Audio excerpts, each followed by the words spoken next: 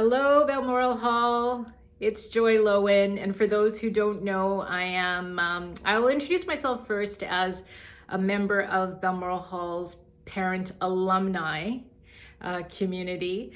My daughter Leah was a student. She started Balmoral Hall when she was 3 and she graduated in 2018. I'm also going to say that I'm a bit of a BH lifer, having served 11 years on the Balmoral Hall School Board. And I'm thrilled to have this opportunity to reconnect with BH staff, students, and the broader community. Pre-COVID, I imagine that we would all have been gathered at the Richardson Gym.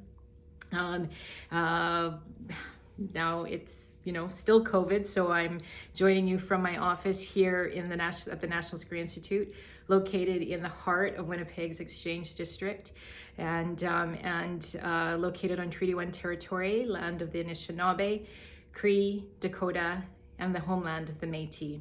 I'm grateful for this land and all of its traditional keepers. So to all of the staff, student, parents, friends, family, I greet you with joy and invite you to settle in as I share a little bit about my story of what Black History and what Black History Month means to me. I was born in Three Hills, Alberta, and I grew up in Steinbach, Manitoba, both rural towns on the Canadian prairies. And in the 1970s, there weren't a lot of Black families and girls living in either community.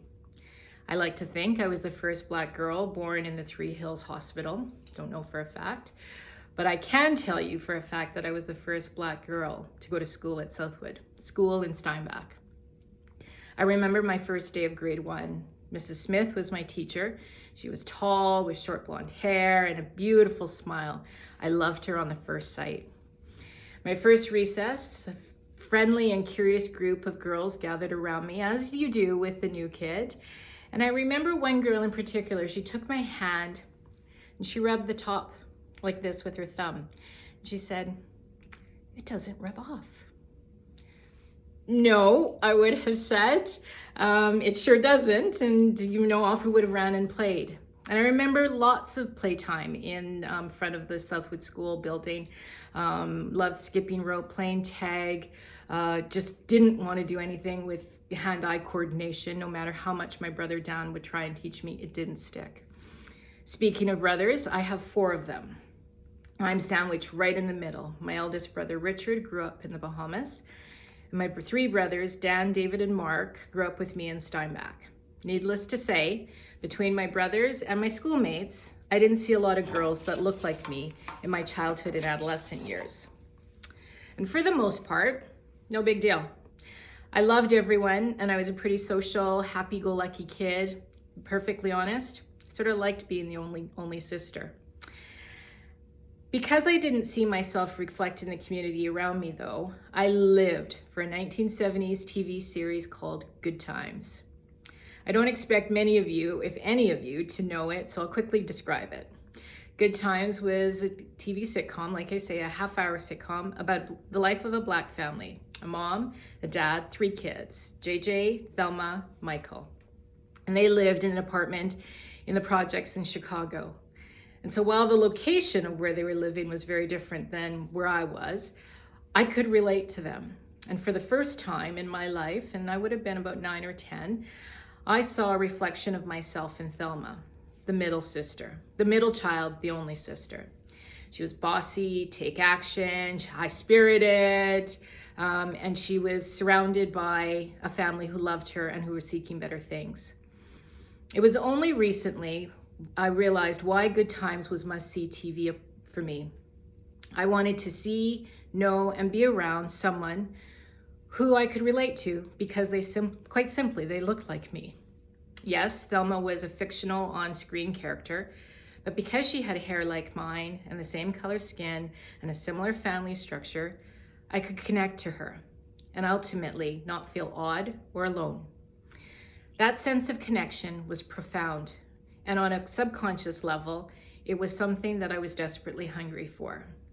As much as I love and treasure my childhood growing up in Steinbach, as a now 50-year-old woman with brown skin, sort of dark, getting lighter by the day, curly hair, I realized that growing up in an all-white community with very little connection to Black culture, history, and people outside of my family shaped how I viewed myself and my self-worth. Because I was often the only one or one of a few, I grew up thinking myself different or lesser than. And don't get me wrong, I'm no shrinking violet. I wasn't miserable. Rather, I compensated for those deeply internal negative feelings by striving harder to overcome what I considered to be defects in an attempt to be the same as everyone around me. A major change took place in May 2020. We were 3 months into COVID and the greatest pandemic in 100 years when news came out that a white police officer killed George Floyd by forcibly restraining him. George Floyd was a Black man, and in the global outcry that came as a result of George Floyd's death, the calls for social justice and the words "Black Lives Matter" resonated deeply for me. Black Lives Matter, for me, became personal. On early morning walks with my dog, I began to tell myself, Joy's life matters, and slowly began a process to believe the truth of those seemingly simple words. For someone who didn't find value with the skin they were in, mostly because I didn't know the Black culture, I didn't know Black people, those words took some time to saturate.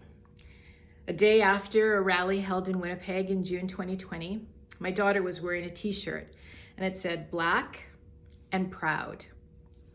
I glanced at it as I passed by her and I did one of those double takes. It's like, whoa, Leah, good for you for being able to wear that. I couldn't. That admission opened the door to many hard yet honest conversations which revealed my heart's desire to one day comfortably sport a shirt like that declared my Black pride, comfort, and joy. And so begins an exploration of Black culture. What does this have to do with Black History Month? Well, prior to 2020, I didn't really celebrate it.